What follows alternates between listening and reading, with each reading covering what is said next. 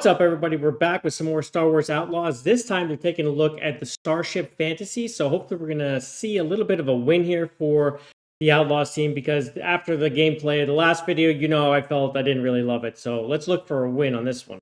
And so, unsurprisingly, spaceships are kind of a big deal for Star Wars Outlaws.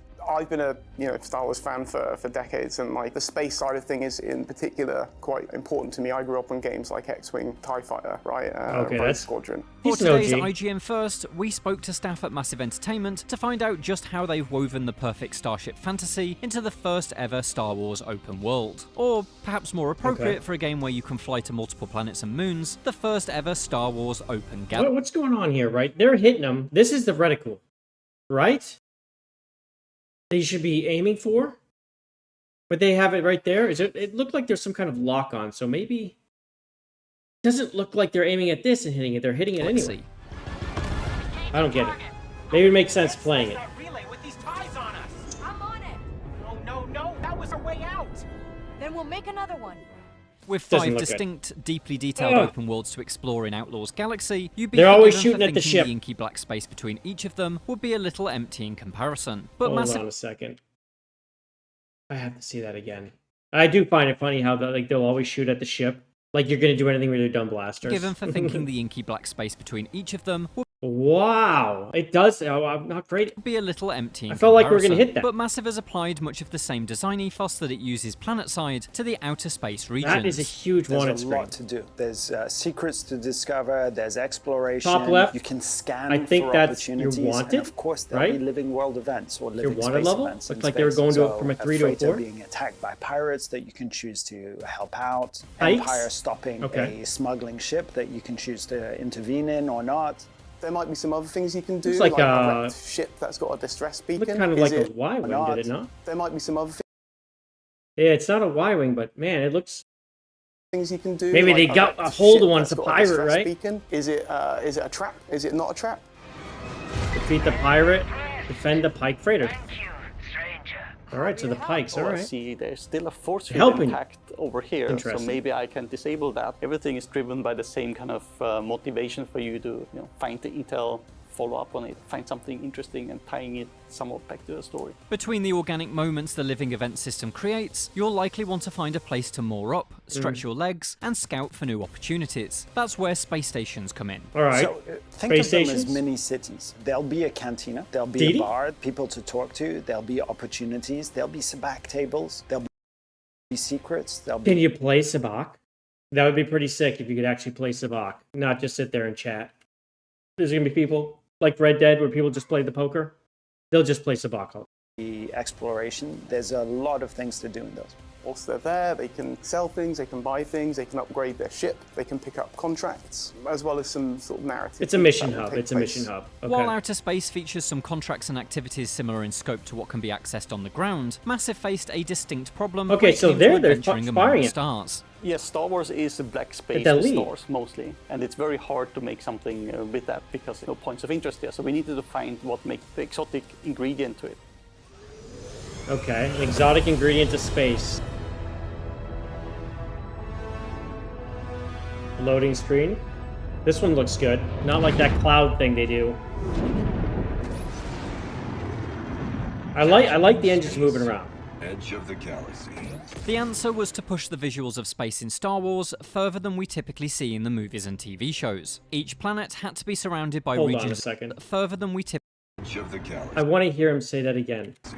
The answer was to push the visuals of space in Star Wars further than we typically see in the movies and pushing the visuals of space in Star Wars further than the movies. Just look at this picture. Does that scream that this has been pushed further than any movie you've seen? Or even, come on. This doesn't look good. The Death Star looks terrible. It looks awful. TV shows. Each planet has to be surrounded by regions of space that look an old GIF, which in turn would offer interesting gameplay challenges. We have a regulated space, that's the space that the Empire control, which is our black space with stars. Okay. And then we have our unregulated space, which is dangerous part. See the dust cloud, the debris field. If you go in there, it's going to be more dangerous. Wanted. There's it's 3 out of Empire 6 controlled. Right now. You will not see like big freighters. There's like the pirates and so forth that might attack you. a Kiva space. The combat is a big looks asteroid so field. So again, that's going slow. to present its own challenges as well. And then we've got our other space regions that will, without spoiling anything. I know they're just trying to show its areas, but the combat One of the most looks... impressive things about Star Wars Shooting the Outlaws Starship! is that space is not really considered a separate It's entity so or funny. level from the planet's surfaces. When Massive talks about Outlaws being an open world, it means on a galactic level. All 5 of its worlds, plus the space in between, make up the game's open world. That means 5 worlds? That's it? all 5 of its worlds, plus All 5 of its worlds? So basically there's 5 cities. Or 5... Man, are you kidding me? It's 5? With spaceport. Or space stations too. That's not that big. the space in between make up the game's open world. That means there's a level How of big's the map? connectivity between ground and space. For example, Wanted ever. Look how big this is. Why is it like this? if you become wanted by the Empire, its troops will pursue you from the surface to the stars. So, you know, if you get into trouble on the Pew, ground pew, and you pew, manage pew, to get pew, away into dead. space, you're still going to have that wanted up on the same thing the other way Didn't around. even move. Obviously, the Empire's not just going to let you get away. If you manage to get on their radar quite a bit, they are going to start coming after you more and more, and that's going to build up, and they're going to keep throwing things at you to the point where there'll be some tough challenges towards the end that gets will tough, yeah. maybe make the players regret their decisions and give them something to think about before they can escape. We made it. This looks decent. The planet looks so much better than There's the a lot Death of Star. technical work that goes into creating that sense of a full open galaxy. But there's one aspect that's absolutely crucial, Stop the showing me seamless this. transition between land and space. It's one of the first things that we wanted to do is to You're gonna have go over the this transitions to connection, this player clouds? connection with the entire journey of a scoundrel. And that includes taking off from a station, a landing pad in a city or in a settlement, and going into Okay. orbit and landing on a space station. All of those things are so important to this idea and to the consistency of the experience in general. Well, I think That looks taking really the player cool. out of the experience into That a loading looks- screen kind of kills the immersion a Are little you bit. flying So right keeping now, the player, or is it like, driving? in the Trailblazer, you know, as they're going through these things, experiencing it is quite important from that kind of experience perspective. Of course, creating the seamless landing sequences requires the Snowdrop engine upon which Outlaws is built to perform some pretty impressive digital So wizardry. this looks nice. So we literally are moving you from here to over here, because this is where the position is now. And then we start furiously unloading everything from behind you and start loading everything on the new map in front of you. So Right. we move you into position, and then we bring in the transition. You move into There, you're the gonna planet talk about the atmosphere, and clouds. then we do a blend and we hold the ship. We reposition you. Which you know is where you wanted to land. So what we start figure's loading happening. That position, It streaming looks from there and awful. out. The rest of the systems handle everything else when you land. This is But terribly once we done. finish loading, then we move you again back. I get it. The technical aspect behind it's probably really neat, but it looks off. They have to do something different. The clouds, it looks like it's holding you there. It looks like it. It looks like a loading screen. Through the clouds, and that's when you fly it down to the planet's surface. We do a So, camera cut, and then you it- disembark at the location. It brought them in through the atmosphere and is landing them. I don't think you're flying. So what's the point? What is the point of being in the clouds? It'd be better if they changed the camera angles and had you do flybys through the clouds or something else. It doesn't look good. I understand the technology behind it is really cool. It doesn't look good. It looks so bad. While many elements of Star Wars Outlaws is familiar, there's plenty new to see. That includes And let's think too, right? How long has No Man's Sky been out? They're pulling this off on a PlayStation 4.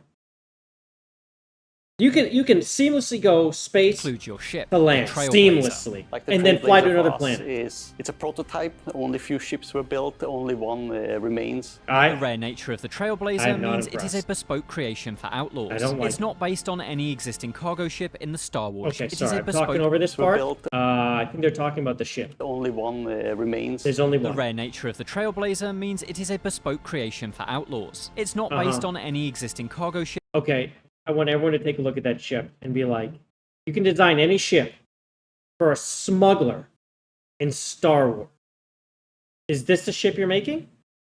This thing? In the Star Wars universe. That meant Massive had almost free reign when it came to what the Trailblazer looked like, They had- yeah, free provided reign. it had that retro 70s inspired aesthetic, of course. So I was looking at like, oh, what does the ship need? Because we need to have it very sturdy, contains valuable cargo, but also it needs to be very maneuverable because it needs to be evading people who want to steal all that cargo. So my first reference was actually a turtle because, you know, out on land they're not very, you know, agile, but in the water they can be fairly agile and they can use the jet streams in. This man just said they based the design off a turtle, which says a lot. I think earlier I talked about the combat and how slow it looked. Well, we have our answer. To their advantage to be really fast. But it's based on the green turtle. Key references for the front, like when you have like the big vents on the front, they all come from a Ford Mustang. I don't know if you can recognize the shapes, but they were inspired by that. The Trailblazer may be a cargo freighter, but the Outer Rim is a dangerous place for smugglers. That's why, much like the Millennium Falcon, it's kitted out with a few offensive options. So the Trailblazer's got a few different like weapon types that you can buy throughout the game and upgrade, as well as a turret that you'll get along the way. A turret? Okay, so we haven't seen the turret, right? It's not going to be its a swing turret? But then that just mirrors. Looks like there's space for it right there. Like you can almost see a hole, so there's going to be a turret there. Journey that Kay's going on as well, where, you know, she's getting used to the Trailblazer. So you'll be able to change the kind of color scheme of your hull. You know, there'll be some engine stuff that you can do. All of this is the way he's talking. There's not much you're gonna be able to do. You're gonna be pretty limited.